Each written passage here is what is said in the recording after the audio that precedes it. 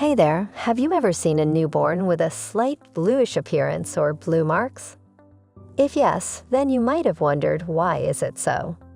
Well, it is so because that newborn is suffering from blue baby syndrome. So here in this video, we are going to answer an important question. That is, what is a blue baby syndrome? Look at the term first. It's blue baby syndrome, where blue baby is named obviously because of the bluish appearance of the baby born with this condition, and is a syndrome because it presents a group of many interrelated symptoms that may or may not affect more than one organ system inside the body. Let's have a look at its underlying pathology. Well, blue baby syndrome is congenital heart disease. That means it is a by-birth defect in a newborn baby due to some heart problem. And that heart-related problem is usually in foramen ovale, where the foramen ovale is a hole or opening between the right and left atria of the heart, and is normally present in every individual until their birth.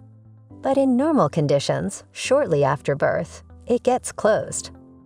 So we can say the foramen ovale is a normal anatomical structure of the heart, but is open only before the birth of a child, and it must be closed after birth. But when it does not happen, and due to any reason, this foramen ovale remained open even after birth, then the problem begins. Let me explain it further by comparing normal circulation with fetal circulation. Here, let us consider the simplest model of a heart in the form of 4 squares as 4 chambers of the heart and arrows, presenting their associated vessels. We know that in an adult heart, or even in the child's heart after birth, the direction of blood flow is: deoxygenated blood from the body enters the right atrium to the right ventricle, then to the lungs for oxygenation. Then oxygenated blood returns back to the left atrium, from where it goes to the left ventricle, and then finally to the whole body. But in the case of before birth circulation or fetal circulation, the role that the lungs play during afterbirth circulation is played by the placenta of the mother.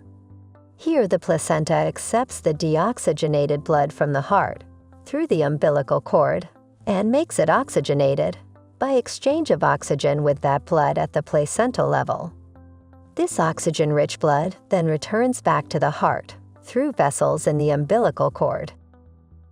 This oxygen-rich blood enters the right atrium of the heart, from where it goes to the left atrium, through a musculature aperture or a hole between 2 atrial, which is termed as foramen ovale.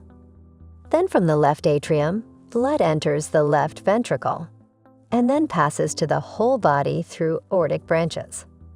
So by knowing about fetal circulation, we got the concept that foramen ovale is an important anatomical structure necessary for proper fetal heart functioning.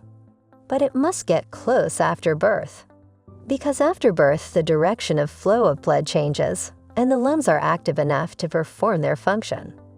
But under certain circumstances, when it does not happen, or if the foramen ovale remains open, then it causes a problem. Because now there is deoxygenated blood on the right side of the heart and oxygenated blood on the left side. But due to the opening between the right and left atria, this deoxygenated blood gets mixed with the oxygenated blood on the left side of the heart.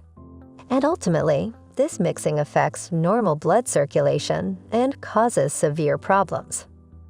Other than this major and common underlying cause of the blue baby syndrome, the other causes can be the diseases related to the heart, lungs, and the blood.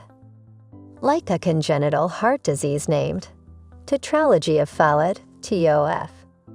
It is another serious congenital heart disease where structural abnormalities occur in the heart. Disease related to lungs can be respiratory distress syndrome. And the last, but very common cause of the blue baby syndrome is methemoglobinemia, where the oxygen carrying capacity of hemoglobin gets reduced and it converts to methemoglobin, causing poor oxygen supply to different areas of the body. Thus, blue patches start to appear. Other causes can be intake of nitrates in drinking water, and it can be a genetic predisposition.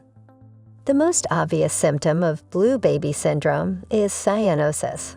That is a blue discoloration of the skin. It is a major sign that the child's body is not getting enough oxygen, and also the main reason why this syndrome is named so. Other potential symptoms include difficulty in breathing, fatigue or tiredness, dizziness, seizures, feeding problems in infants, loss of consciousness, and in many cases, even death can occur. Blue discoloration in baby can be a first sign to be noticed by the parents or the doctors. The doctors then can examine further by certain diagnostic tests like blood tests, chest X-ray for heart and lungs checkup, ECG, and cardiac catheterization. After confirmed diagnosis of blue baby syndrome, varying treatment options are available depending on the underlying cause. But first priority is to provide enough oxygen to the patient by artificial respiration. If the problem is due to intake of nitrates or any other drug, the doctor advises avoiding use of any of them. Some medications can also be given, like methylene blue. And the other treatment option can be surgery or catheterization. This option is usually considered when the cause is some congenital heart disease, so that abnormalities in heart structure can be corrected. So this was all about the blue baby syndrome. If you want to learn more about such interesting topics, keep visiting sqadia.com. Explore our extensive library of over 1,800 video lectures to learn about a wide range of topics. Only on sqadia.com.